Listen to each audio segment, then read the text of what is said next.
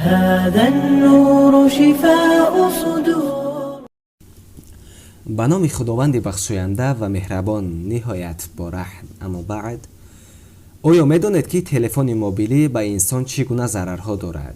عزیزان و دوستان، ما همیشه کوشش میکنیم که و موضوعهایی را برایتان پیشکش میکنیم که برای آبادی و زندگی شما مهمند.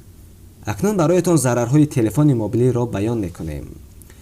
عالمان ساحه طب اثبات کردند که استفاده زیادی تلفن موبیلی باعث سر زدن بیماری سرطان یعنی رگ در مغز سر میگردد.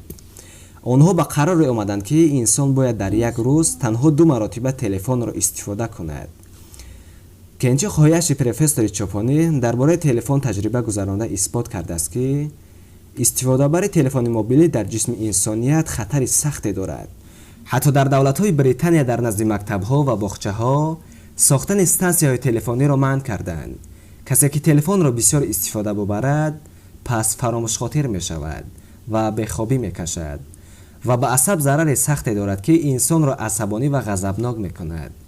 حتی چندین صدمه‌هایی که در داخل ماشین ها می شود سببش تلفن موبیلی می باشد. امروزها هنگامی که در کوچه ها قدم می زنیم و وارد نقلیات می گردیم می بینیم که چقدر استفاده برای تلفن موبیلی از طرف جوانان زیاد است. چیز دیگری که تشویش آور است وقتی که ما خواب می کنیم باید تلفن را از خود 10 متر دور گذاریم تا به شما ضرر نرساند.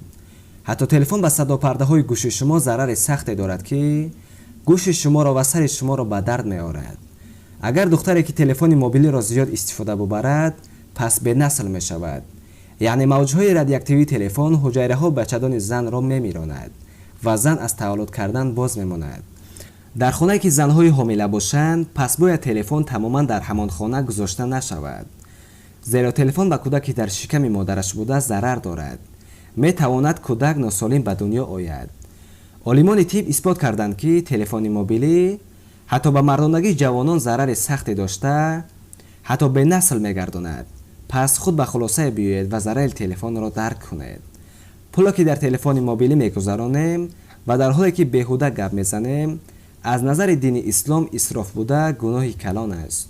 خداوند میفرماید اسرافکاران برادر شیطانند. خداحافظ. السلام علیکم و رحمت الله و برکاته.